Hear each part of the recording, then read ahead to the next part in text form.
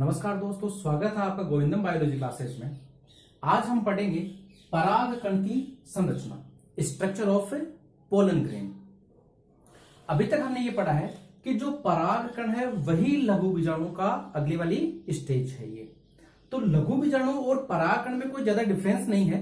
लघु बीजाणु से एक अपरिपक्व अवस्था बोल सकते हो और परागकणों का परिपक्व अवस्था बोल सकते हो। अभी तक हमने पिछली क्लास में ये भी पढ़ा है कि साहब ये परागकण बनते कहां पे है। तो देखिए, नर जननांग हो गया पुंकेसर। पुंकेसर में सबसे इंपोर्टेंट भाग हो गया परागकोश। परागकोश से जब हमने टीएस काटी तो टीएस में हमें क्या दिखाई दी? लघु बीजाणु धानी दिखाई दी थी। लघु बीजाणु धानी के अंदर स्पोरोजिनस सेल्स होती है।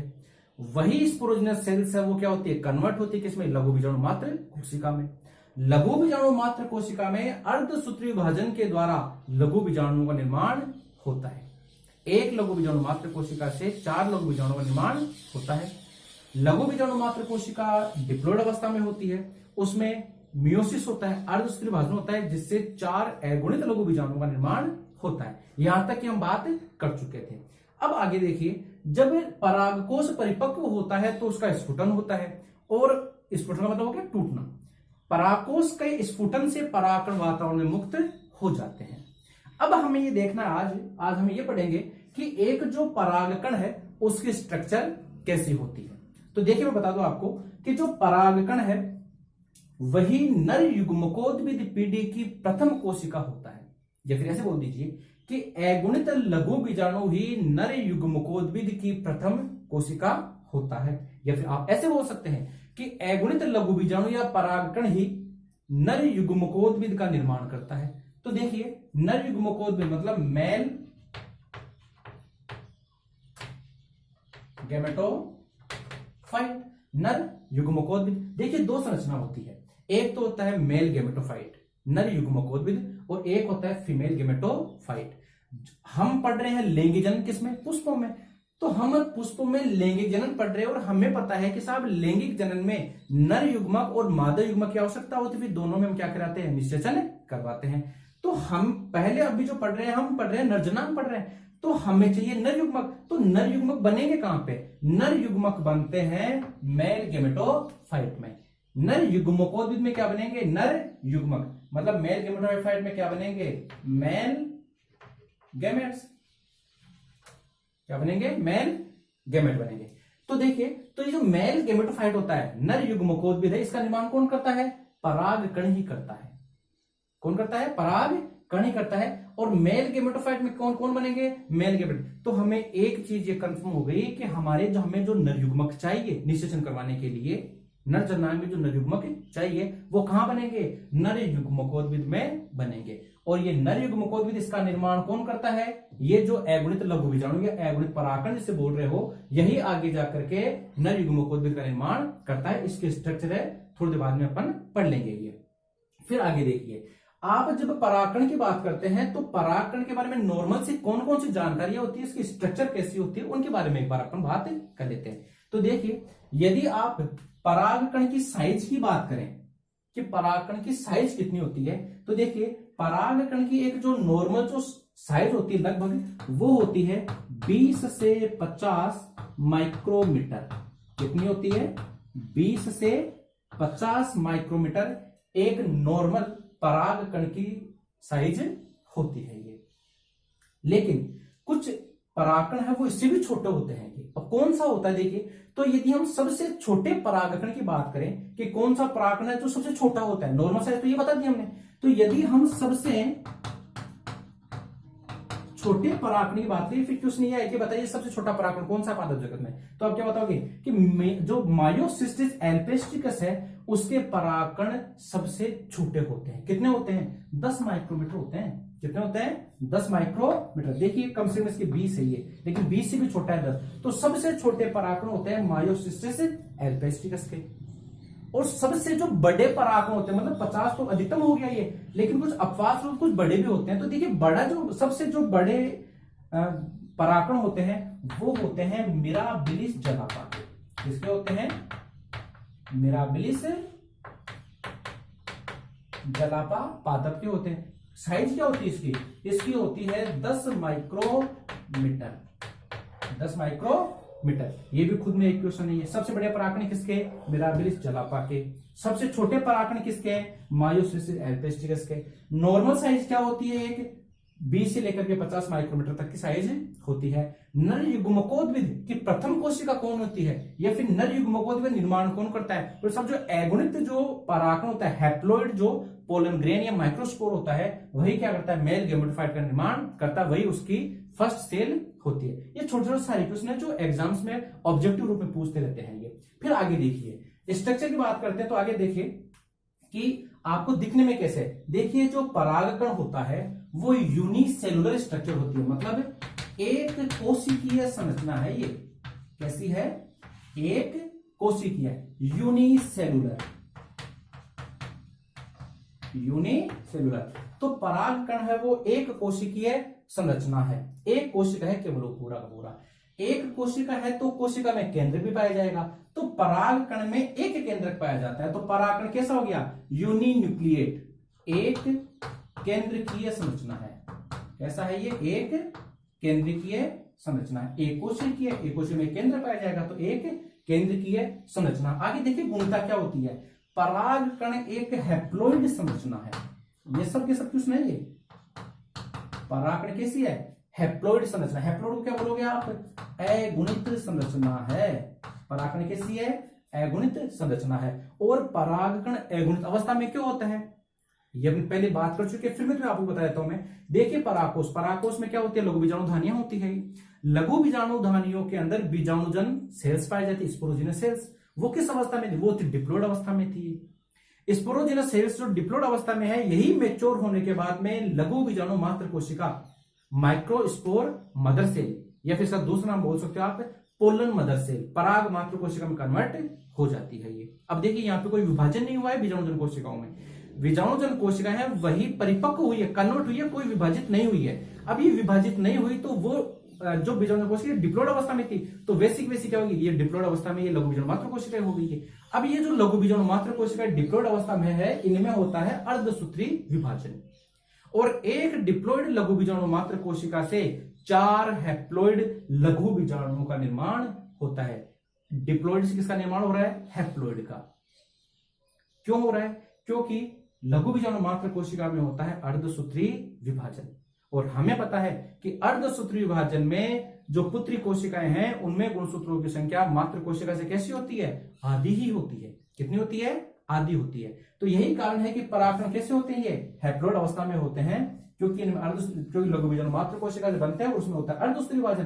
तो ये हो गया साहब हैप्लॉइड अवस्था में। दिखने में कैसे होते हैं ये? तो देखिए मैं बता दूं कि लघु बीजाणु है वो दिखने में राउंड शेप होते हैं, गोल होते हैं। ये कैसे होते हैं?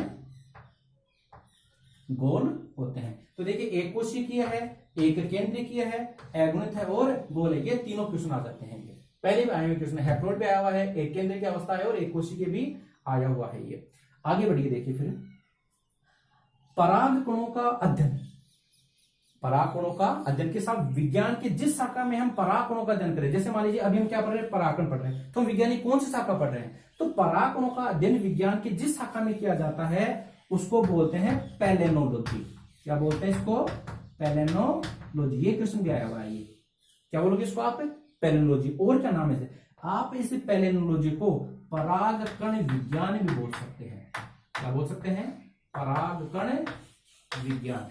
पैलेनोलॉजी को हम परागकण विज्ञान भी कह सकते हैं, या फिर एक नाम और भी इसका, आप इसे परागाणु विज्ञान भी बोल सकते हैं। परागाणु विज्ञान, ये भी खुद में एक क्वेश्चन है।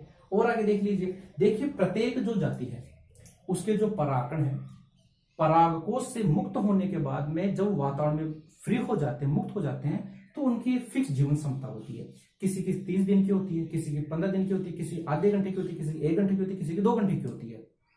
तो प्रत्येक जो परागकण है उसकी एक फिक्स जीवन क्षमता होती है। अब ये जो परागकण है, यदि हमें इसकी जीवन क्षमता बढ़ानी, सब जैसे कि किसी के परागकण की आधा घंटे जीवन क्षमता है और आधे घंटे में वो पहुंचेगा नहीं वहां पर, वर्तिका करके अंकुरित नहीं होगा वो। अब हमें लंबे टाइम से चाहिए में, तो हम क्या करें कि यदि हम परागकणों को द्रव नाइट्रोजन में -196 डिग्री सेल्सियस पर स्टोर करते हैं। कितने पे? द्रव नाइट्रोजन के अंदर माइनस के 196 डिग्री सेल्सियस तापमान पे यदि आप परागकणों को इस माध्यम में स्टोर करते हो तो परागकणों की जीवन क्षमता बढ़ाई जा सकती है, आप लंबे टाइम तक इन्हें स्टोर कर सकते हैं। ये खुद में क्वेश्चन है, ये भी आया था क्वेश्चन कि साहब जीवन क्षमता कैसे बढ़ाते हैं, बोले साहब द्रव नाइट्रोजन माइनस 196 डिग्री सेल्सियस पे उसको आप रखो, जीवन क्षमता बढ़ जाएगी, आप लंबे टाइम तक स्टोर कर सकोगे, नष्ट नहीं होंगे। ये जो विधि है जिसमें परागकणों को माइनस 196 डिग्री सेल्सियस पे द्रव नाइट्रोजन में रखते हैं, इस विधि को बोलते हैं क्रायो प्रिजर्वेशन विधि। क्या बोलते हैं? क्रायो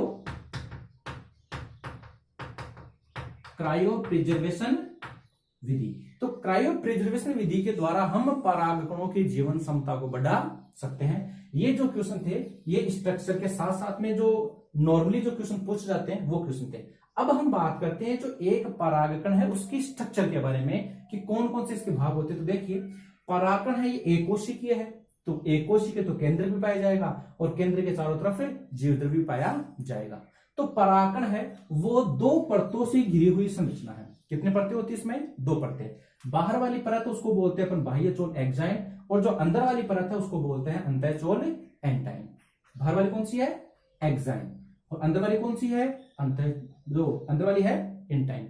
अब एक बार देखिए इसको देख लीजिए। पहले बात करते हैं अपन बाह्य चोल की। देखिए जो बाह्य चोल जो एक्साइन परत है वो परत मोटी होती है। कैसी होती है? मोटी होती है, सुरक्षा का काम कर रही है, क्योंकि इस परत के ऊपर क्या होता है। अच्छा एक बात और कि ये जो बाह्य चोल है ये विभिन्न अलंकृतों युक्त होती है, मतलब अलग अलग डिजाइन की होती है। ये कांटेदार भी हो सकती है, ये उबड़ खाबड़ भी हो सकती है। ये क्यों होती है? क्योंकि बाह्य चोल के ऊपर स्पोरोपोलेनिन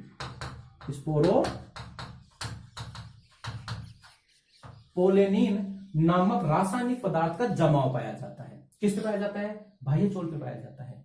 स्पोरोपोलेनिन का जमाव होने के कारण से यह परत मोटी हो जाती है, और मोटी होने के कारण से ये जो परत है इसका किसी भी जैविक कार्य के द्वारा या किसी भौतिक कार्य के द्वारा, तापमान के द्वारा, आर्द्रता के द्वारा इसका क्या होता है? अपघटन नहीं होता है। ये तो क्या हो गई? ये परत एक प्रकार से मतलब स्पोरोपोलिनिन है, ये क्या कर रहा है? एक प्रकार से परागकणों की प्रतिरोधकता बढ़ाने का काम कर रहा है। ये क्या कर रहा है?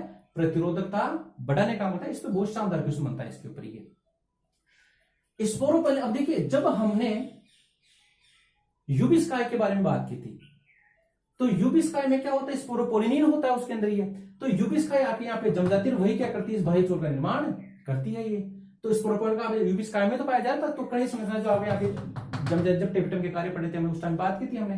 तो सब बाह्य चोल का निर्माण कौन कर रहा है? स्पोरोपोलिनिन कर रहा है। ये कुछ जो कीट परागित जो पुष्प होते हैं उनके जो परागकण है कि वो पुष्प जिनमें कीटों के द्वारा परागण होता है, और वो जो परागकण है उनमें क्या होता है कि ये जो स्पोरोपोलिनिन है इस स्पोरोपोलिनिन के ऊपर भी एक तेलीय परत पाई जाती है। खासतौर से किन में होती है? कीट परागण होने वाले पुष्पों में स्पोरोपोलिनिन के ऊपर भी क्या पाई जाती है? एक तेलीय परत पाई जाती है, और वो जो तेलीय परत है उसको हम बोलते हैं पोलन किट। क्या बोलते हैं? Pollen kit. स्पोरोपोलिनिन के ऊपर क्या पाई जाती है? तेलीय परत पाई जाती है, उसको बोलते हैं पोलन किट। और यहाँ पे सबसे बड़ी बात यह है कि ये जो पोलन किट का स्त्रवण कर रही है यहाँ पे, ये कौन करती है? ये करती है टेपिटम सेल्स। कौन करती है? Tapetum cells. तो टेपिटम सेल्स क्या करती है? पोलन किट आवरण का निर्माण करती है। और ये पोलन किट की यदि आप विशेषता की बात करें तो देखिए पराग कणों का जो विशेष रंग होता है, परागकणों क्या होता है? विशेष रंग। देखिए रंग कैसे? कुछ परागकण लाल रंग के होते हैं, कुछ पीले रंग के होते हैं, कुछ नारंगी रंग के होते हैं। ये तो परागकणों का जो रंग होता है वो किस कारण से होता है? इस पोलन किट के कारण से ही होता है। और देखिए परागकणों में जो विशेष प्रकार की जो गंध होती है वो गंध किस कारण से होती है? पोलन किट के कारण से ही होती है। कई बार हम छूते हैं परागकणों को और नाक के पास लेके आते हैं तो आपको अलग सी गंध आती है, तो वो किस कारण आती है? वो पोलन किट के कारण से ही आती है। इसके अलावा परागकणों में ये पोलन किट है, ये चिपचिपापन भी प्रदान करती है। क्या करती है? चिपचिपापन भी प्रदान करती है। तो परागकणों का विशेष रंग, उनकी गंध और उनका चिपचिपापन ये किस कारण से होता है? ये होता है ऐसा पोलन किट के कारण से। उससे क्या फर्क पड़ेगा? अगर विशेष रंग है, गंध, क्या प्रभाव पड़ेगा? देखिए परागकणों की का यदि रंग होगा, विशेष इनका क्या होगा? रंग होगा, ये चमकीले रंग के या फिर चमकीले रंग के, फिर गहरे रंग के जब ये होंगे, ये रंगीन होंगे, तो कीट आकर्षित होकर के बैठेंगे पुष्पों पर, और वहां से क्या है? ये परागकणों से चिपक जाएंगे और आराम से दूसरे पौधे में परागण क्रिया हो जाएगी।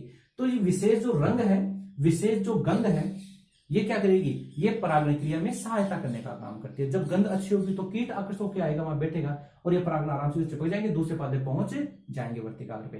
तो परागण का विशेष रंग, उनकी गंध, ये क्या करती है, परागण क्रिया में सहायता करती है। और जो उनमें विशेष जो चिपचिपापन पाया जाएगा, वो चिपचिपापन पाया जाएगा तो ये परागण आसान से उसकी स्किन से क्या होगा, चिपक पाएंगे। तो इस प्रकार से पोलन किट है, ये कीट परागित पुष्पों में विशेष रूप से होता है। क्यों? क्योंकि ये सब परागण क्रिया में हेल्प करता है। चलिए आगे देख लेते हैं ये। तो बाह्य चोल की बात यहाँ पे हो गई। बाह्य चोल के अंदर की साइड में एक पतली परत पाई जाती है। कैसे पाई जाती है? पतली। इसकी विशेषता देखिए, इस परत की, ये जो परत है ये पतली होती है, झिल्ली के समान होती है, कोमल होती है बिल्कुल ये। और किसकी बनी होती है? ये बनी होती है पेक्टोसेल्यूलोज की। किसकी बनी होती है? ये पेक्टोसेल्यूलोज की। अगर आप इसे चाहें तो आप ऐसे भी बोल सकते हो साहब, पैक्टीन और सेल्यूलोज की बनी होती है। ये भी क्वेश्चन है ये कि साहब अंतः चोल इंटाइन, किस परागण का जो इंटाइन वो किसका बना होता है? वो बना होता है पैक्टीन प्लस सेल्यूलोज का बना होता है। पतली झिल्ली होती है, यही वो झिल्ली है जो पूरे जीव द्रव्य को घेरे रखने का काम करते हैं। जिस प्रकार से कोशिका द्रव्य है वो कोशिका द्रव्य को घेरे रहती है, उसी प्रकार से ये जो अंतः चोल है ये परागकण को जीव द्रव्य को घेरे रखने का काम करता है। तो इस प्रकार से परागण दोनों झिल्लियां कंप्लीट हो जाती है ये। और देखिए बाह्य जो चोल होता है इसके ऊपर स्पोर पोलन का क्या हो, जमा पाया जाता है, जिससे क्या होता है, ये मोटी हो जाती है। लेकिन पराग कणों में कुछ विशेष स्थान ऐसे भी होते हैं जहां पर स्पोरोपोलिन का जमाव नहीं पाया जाता। स्पोरोपोलिन का जमाव नहीं पाए जाने के कारण उस जगह के ऊपर वो परत थोड़ी पतली रह जाती है, जिनको हम बोलते हैं जनन छिद्र बोल देते हैं। तो देखिए जैसे ये परागण है तो इस पे क्या है, ये पूरे पे क्या है, जमाव पाया जाती है, वो क्या मोटी।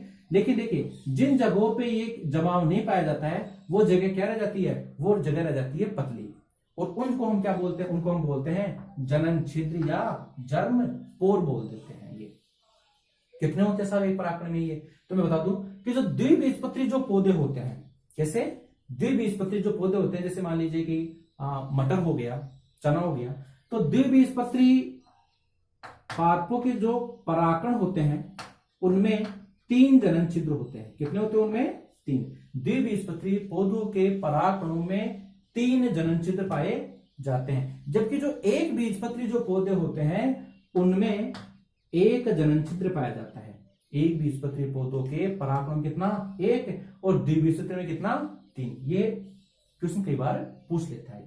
चलिए फिर आगे बढ़ते हैं। तो इस प्रकार से बाह्य चोल और अंतः चोल कंप्लीट है, यहाँ पे हो जाता है। ये परागण है, ये परागण ही नर युग्मकोद्भिद का निर्माण करने वाली प्रथम कोशिका है। देखिए हम ये बोल देते हैं कि साहब परागण है वो नर युग्मक है, और वास्तव में कई एग्जाम्स ऐसी है जिनके अंदर 4 ऑप्शन देता है और वही पूछता है कि बताइए निम्न में से नर युग्मक कौन सा, और वहां पे परागण मिलता है। ये तो ऐसी जगह पे हम बोल देते हैं कि साहब ये परागण है वो नर युग्मक होता है, लेकिन वास्तव के अंदर जो परागण है वो नर युग्मकोद्भिद का निर्माण करने वाली प्रथम कोशिका होती है। नर युग्मक तो अब इस नर युग्मकोद्भिद में बनेंगे जो 2 बनेंगे। वो कितने बनेंगे?